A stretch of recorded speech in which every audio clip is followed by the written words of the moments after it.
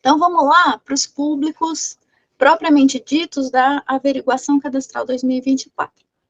No público 1 e no público 2, a gente tem famílias que possuem pessoas com indicativo de ser pensionista ou servidora pública, seja estadual, municipal ou federal, tanto no 1 quanto no 2. A diferença entre o público 1 e o público 2 é que no público 1 são famílias beneficiárias do PBF. E no público 2, a gente tem famílias que não são beneficiárias do PBF.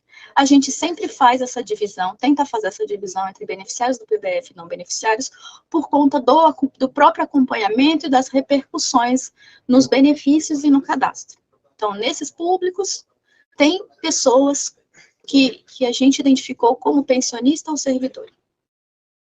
No público 3 e no público 4, são aqueles registros de famílias que possuem algum indicativo de inconsistência na composição familiar.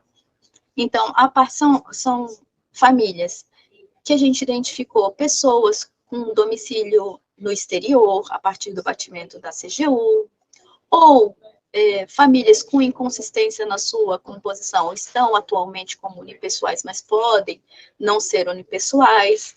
Aquelas famílias que a gente fez o povoamento de renda, das informações de renda no CNIS, no cadastro da pessoa, e a família foi e excluiu.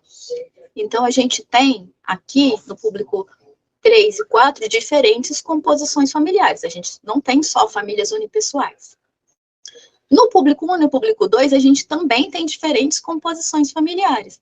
Inclusive, embora a gente tenha selecionado aqui no público 2 a informação de que tem pessoas sendo pensionistas ou servidoras, essas famílias também podem ter outros indicativos. Então, na hora de fazer o atendimento, é importante olhar quais são as inconsistências que aquela família tem.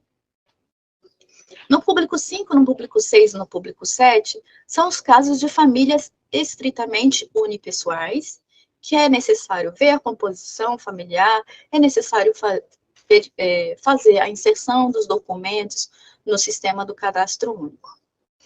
A diferença, aqui eu não falei, né? A diferença entre o 3 e o 4 é que no 3, as famílias são beneficiárias do PBF, e no 4, as famílias não são beneficiárias do PBF, e no caso do 3 e do 4, isso é muito importante, eu ia esquecendo de falar.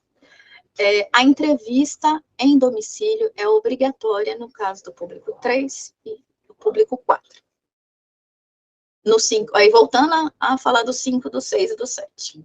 A diferença entre o 5, 6 e o 7 é que o 7 a gente tem exclusivamente famílias não beneficiárias do PBF. No 5 e no 6, a gente tem famílias beneficiárias do PBF. E aí, as pessoas, quando a gente lançou a instrução normativa, as gestões municipais e estaduais começaram a perguntar qual que é a diferença do 5 e do 6? A diferença, em termos de público, nenhuma. A gente só não deixou tudo no como público 5 para não ter um volume muito grande de pessoas, de famílias, desculpa, num público só. Então, como que foi essa divisão? Famílias com data de atualização mais antiga ficaram no público 5 e famílias com data de atualização mais recente ficaram no público 6, certo? Então, só recapitulando, porque né, eu voltei aqui. No caso do público 3, no público 4, a entrevista em domicílio é obrigatória. No caso dos outros públicos, ela é recomendada, mas ela não é obrigatória.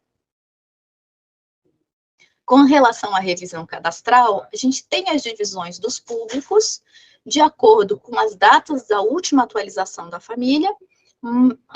Então, público 1, público 2, público 3, público 4 são de famílias beneficiárias de algum programa social, do BPC, Tarifa Social de Energia Elétrica ou BPC.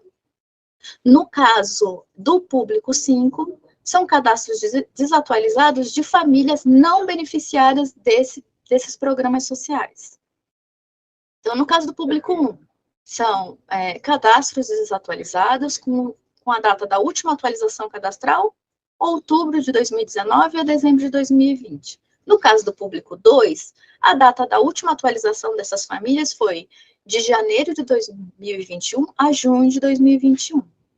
No caso do público 3, a data da última atualização dessas famílias foi de julho de 2021 a setembro de 2021.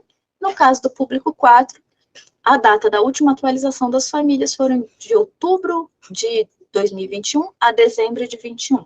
Lembrando que os 4 públicos são de famílias beneficiárias de algum programa. No 5, cadastros desatualizados com data da última atualização de outubro de 2019 a dezembro de 2020.